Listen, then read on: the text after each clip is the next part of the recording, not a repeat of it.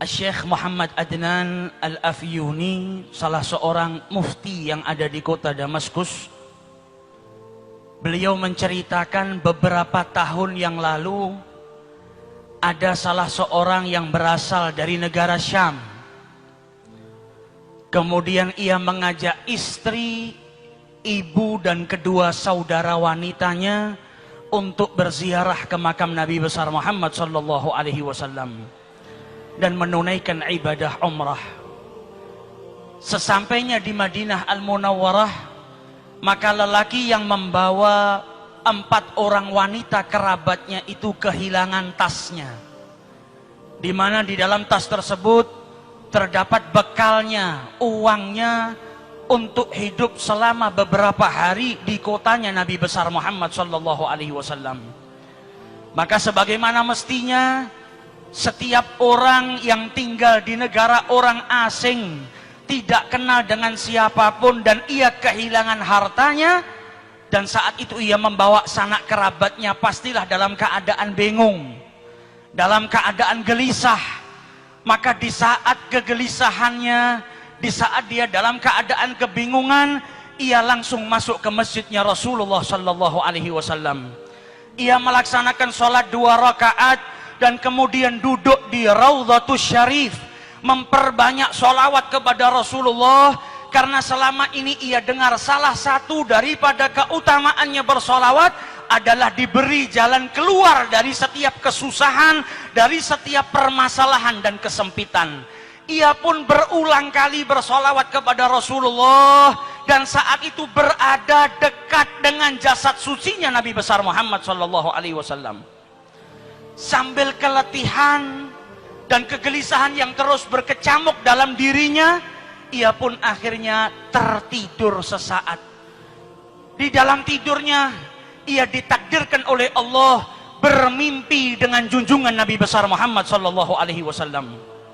Sholawat yang dihaturkan dari lisan dan juga dari lubuk hati yang paling dalam, dari hati seseorang yang cintanya kepada Rasulullah sallallahu alaihi wasallam, dari keyakinan bahwa sholawat yang ia baca akan memberikan jalan keluar dari setiap permasalahan, menjadikannya malam itu ia bermimpi dengan Rasulullah sallallahu alaihi wasallam. Dan Nabi bersabda dalam hadisnya, man ra'ani faqad ra'ani, siapa yang melihatku maka sesungguhnya ia melihat aku.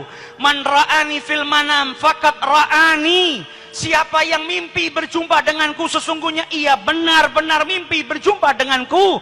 Innamas syaitan la yatamatsalu fi surati, karena syaitan itu tidak mampu menyerupai Rasulullah sallallahu alaihi wasallam.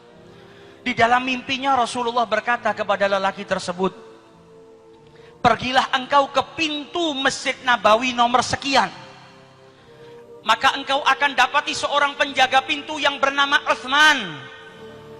Maka katakan kepada Utsman, inna Rasulullah yugri'uka salam. Sampaikan kepada Utsman kalau Nabi Muhammad mengucapkan salam kepadanya. Dan katakan setiap hari sholawat yang ia baca sebanyak 1000 kali sampai kepadaku, dan mintalah Utsman untuk menolong dirimu yang saat ini kesusahan. Bangun daripada tidurnya, ia merasakan kebahagiaan yang luar biasa, karena saat itu ia dapat memandang wajah suci Nabi besar Muhammad sallallahu alaihi wasallam. Seseorang yang dari rumahnya, dari negaranya yang jauh, ia habiskan bekalnya, hartanya, waktunya, uangnya untuk berziarah ke orang yang paling ia cintai, dan sesampainya di sana ia ditakdirkan untuk berjumpa dengan Nabi besar Muhammad sallallahu alaihi wasallam. Ia pun pergi ke pintu yang ditunjuk oleh Rasulullah. Sesampainya dia di sana, dia bertanya kepada para penjaga kota Madinah, afikum Utsman, adakah di antara kalian yang bernama Utsman? Maka salah seorang daripada mereka berkata, hadza Utsman, itu Utsman yang kau cari.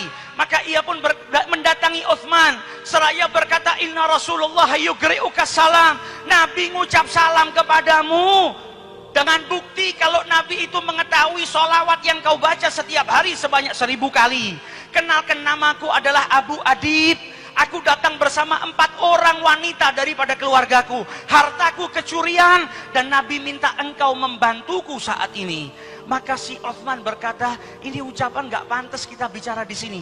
Mari masuk ke dalam kantor saya. Sampai di dalam kantornya ditanya, ma qissatak, bagaimana ceritamu ini kok bisa sampai ke sini? Apa yang kau alami? Diulang lagi ceritanya. Rasulullah menitipkan salam kepadamu. Namaku Abu Adib, aku kehilangan harta. Maka Uthman berkata, ini cerita nggak pantas diceritakan di sini. Ikut saya naik mobil ke rumah saya. Di mobil ditanya, bagaimana ceritamu? Maka dijawab, aku Abu Adib, aku datang ke sini dengan saudaraku, dengan ibuku, dengan kerabatku. Uangku hilang, aku mimpi berjumpa dengan Rasulullah. Ia menitipkan salam kepadamu. Sampai di rumahnya duduk, ditanya kembali, diceritakan kembali. Kata Uthman, kalau begitu kita makan terlebih dahulu. Selesai makan ditanya, bagaimana ceritanya? Diulang lagi ceritanya. Setelah itu ditanya lagi, bagaimana ceritamu? Maka Abu Adib pun berkata, saya tidak akan menceritakannya lagi kepadamu. Sudah 10 kali saya ulang-ulang cerita ini. Kalau kau percaya, bantulah saya. Kalau engkau tidak percaya, maka izinkan saya pergi dari tempat ini. Maka dijawab oleh Uthman, laqad saddaqtuk min marratil ula. Saya sudah percaya dengan ceritamu dari pertama engkau bercerita kepada saya. La ya'lamu ahadan inni usalli alaih alfa marrah kulli yaum illa alladhi akhbaraka bidzalik. Karena tidak satu pun dari manusia ada yang tahu kalau saya bersolawat kepada Nabi Muhammad setiap hari 1000 kali, kecuali yang mengabarkan hal tersebut kepadamu, yaitu Nabi besar Muhammad SAW. Akan tetapi saya berulang kali bertanya kepadamu bagaimana ceritanya, karena saya merasa bahagia ketika mendengar Nabi Muhammad mengirimkan salam kepadamu.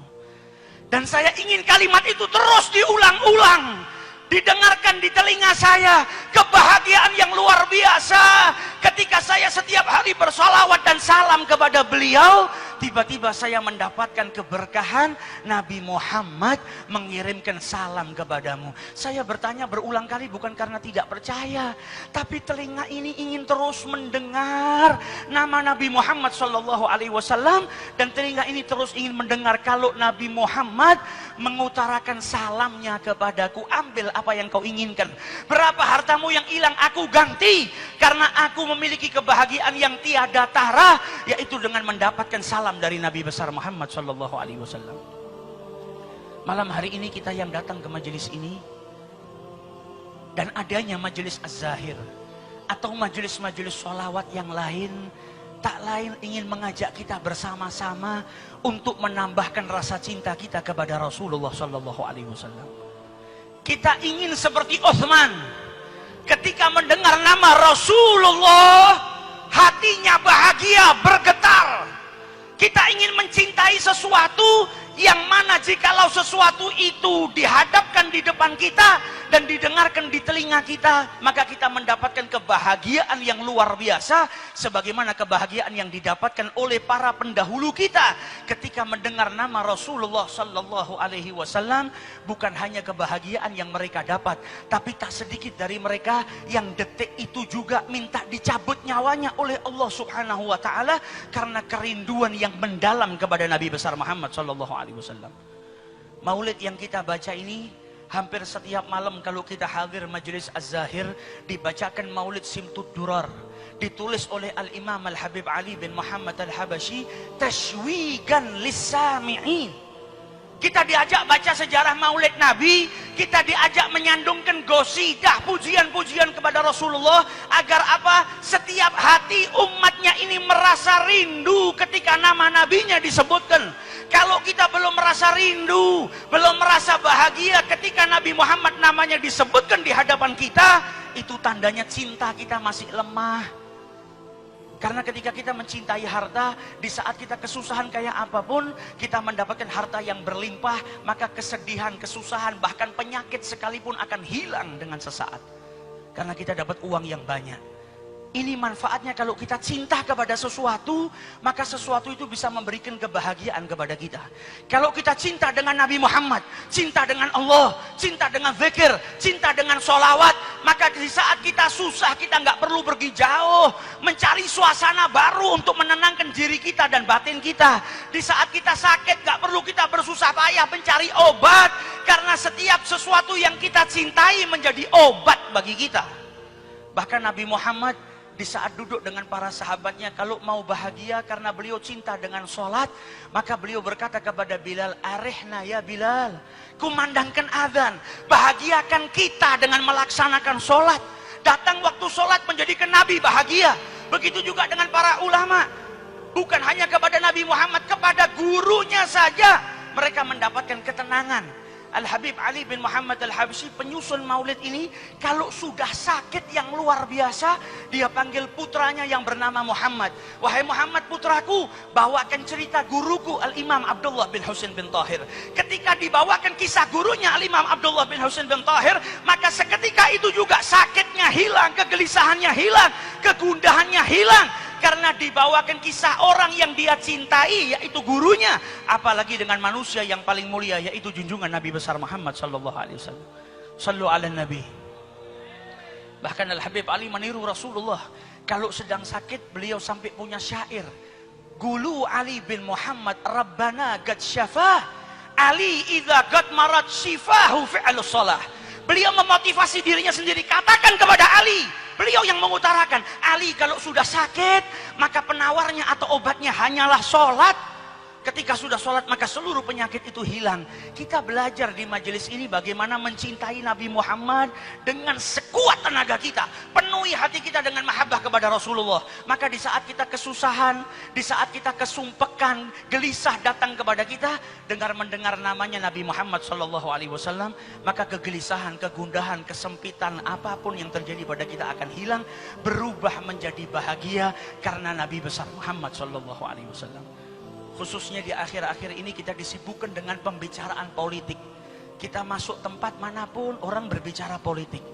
Satu orang mengidolakan tokohnya, yang lain mengidolakan pilihannya. Tidak apa-apa saling mengidolakan. Tidak apa-apa saling menyampaikan misi dan visi calon pemimpinnya. Yang dilarang adalah ketika mendewakan pemimpinnya.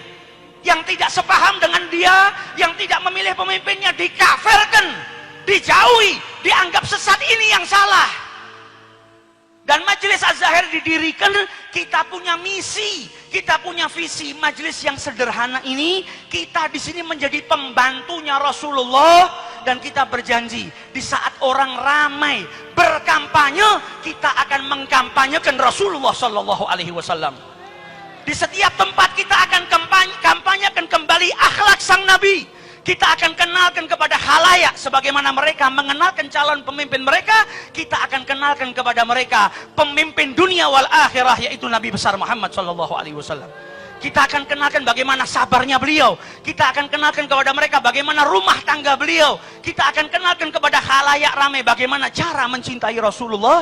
Insya Allah majelis yang sederhana ini dan upaya kami dalam berkhidmah yang masih bertumpuk atau berlumuran dengan riya dan tidak ikhlas dipandang oleh Allah Subhanahu wa taala, sehingga menjadikan Allah Subhanahu wa taala meridhai kita semua. Amin ya rabbal alamin. Dan kami berterima kasih atas seluruh hadirin yang pada malam hari ini ikut datang di majelis yang penuh berkah ini. Semoga jikalau ada kekurangan atau sesuatu yang tidak berkenan, kami mohon maaf yang sebesar-besarnya, dan semoga yang hadir diberi ganjaran oleh Allah Subhanahu wa taala dengan dikabulkan hajat-hajatnya oleh Allah, diterima amal ibadahnya oleh Allah Subhanahu wa taala, pulang dari sini membawa keridhaan daripada Allah Subhanahu wa taala.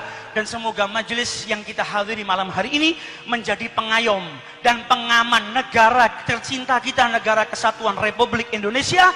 Selagi ada majelis maulid seperti ini, insya Allah negara kita tetap dilindungi oleh Allah Subhanahu wa taala, dijadikan baldatun thayyibatun wa rabbun ghafur. Dan sebagaimana yang dikatakan oleh Al-Habib Muhammad Lutfi bin Yahya, banyak orang yang mengatakan tahun ini tahun panas. Buat kita pecinta para Nabi Muhammad, gak ada yang namanya tahun panas. Sepanjang tahun kalau ada majelis ilmu, ada majelis sholawat, ada majelis maulid, buat kami adalah tahun perdamaian, adalah tahun kasih sayang, adalah tahun di mana kita terus menggapai dan mencari ridha Allah Subhanahu wa taala. Hadza minni wal afu minkum. Assalamualaikum warahmatullahi wabarakatuh.